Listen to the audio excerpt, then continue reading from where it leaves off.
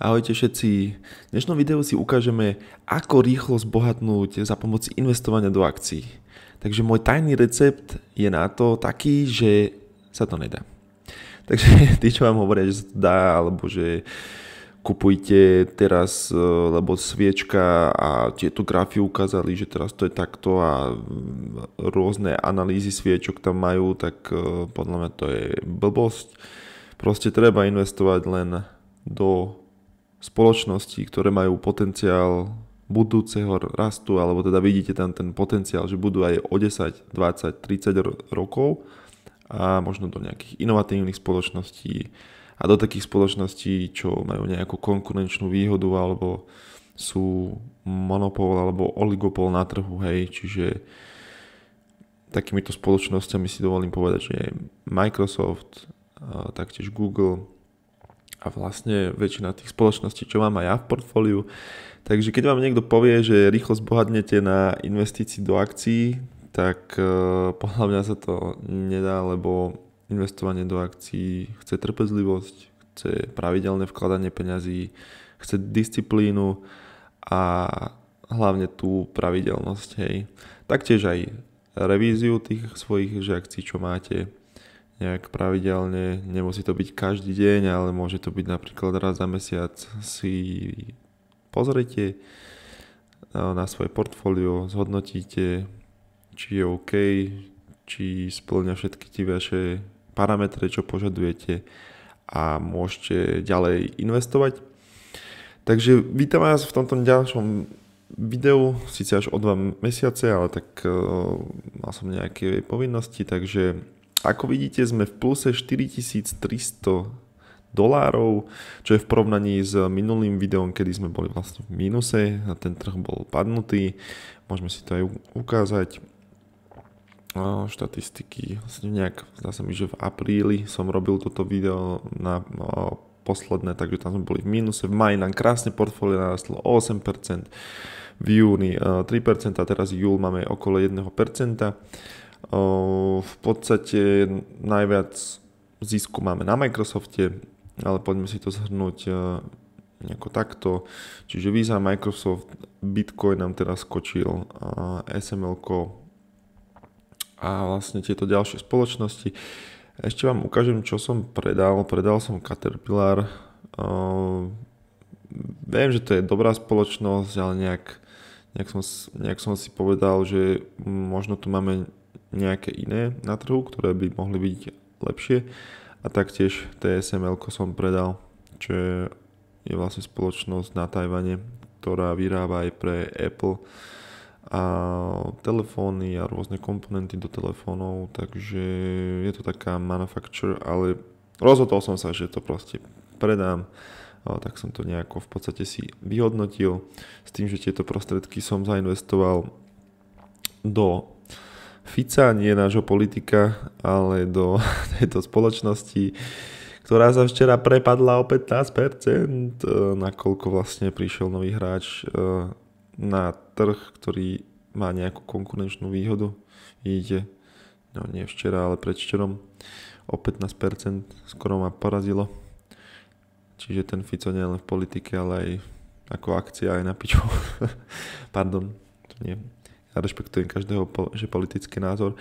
A v podstate to bola jedna spoločnosť, ktorú som zakúpil, taktiež ešte jednu, len teraz neviem, kde je aj túto Equifax, ktorá sa zaoberá ratingom spoločnosti a v podstate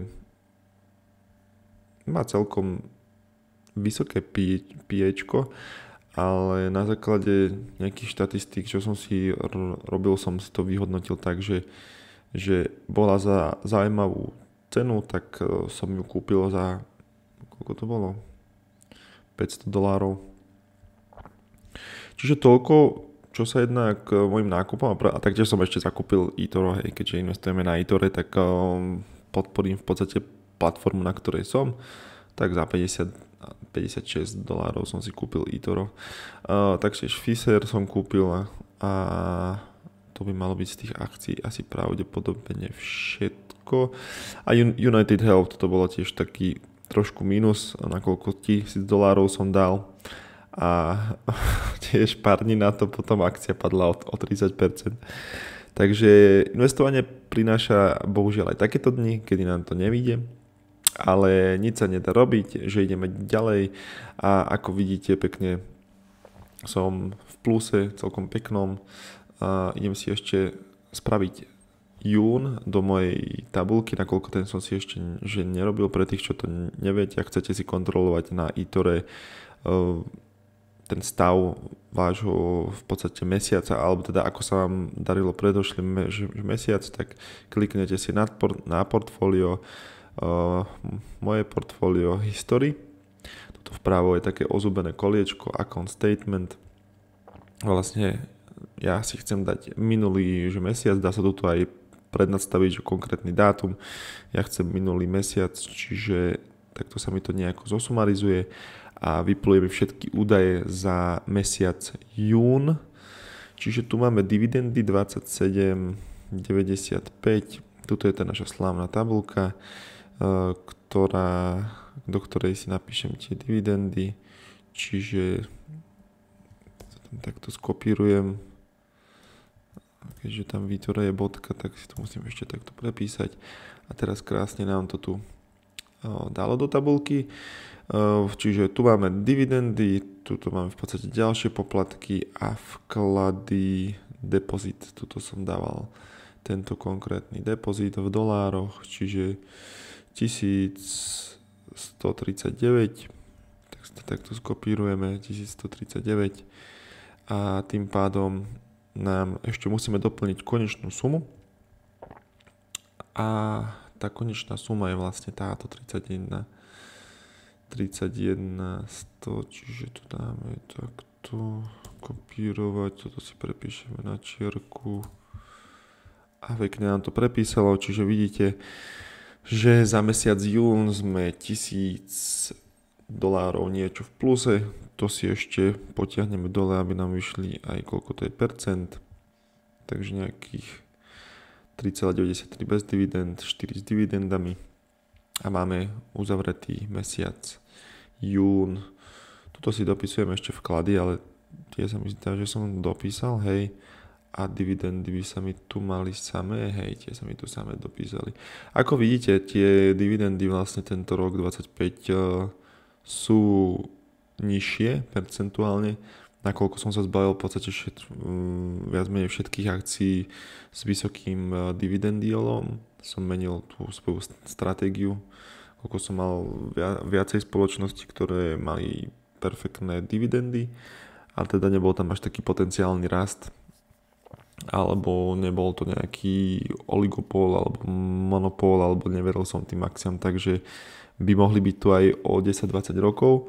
Akože možno by tu že boli, ale hodnota akcií by bola taká istá. V porovnaní s tým, v podstate, aké akcie mám teraz, tak predpokladám, že taktiež, keď mi zrastie akcia napríklad o 300%, tak o toľko mi zrastie aj tá dividenda, takže vlastne v dlhšom časovom horizonte budem mať na dividendách viacej, len teda musím počkať, kým mi tie moje akcie zrastú. Čiže idem na ten celkový zisk, nielen na ten dividendový, preto vlastne za tento rok tam je nejakých $121 zatiaľ, ale teda už mám to portfólio zložené z takých akcií, ktoré sú veľmi zamerané na ten rast, takže dúfam, že sa mi podarí ďalej rásť. A toto je moja ďalšia tabulka, kde vidím ten rast alebo pokles dividend, čiže vidíte, že jak som predal tie akcie, tak už to ide celkom tak plošnejšie, ale to nevadí, nakoľko môžeme stále rásť a uvidíme, ako to bude ďalej. Čiže toľko k tomu.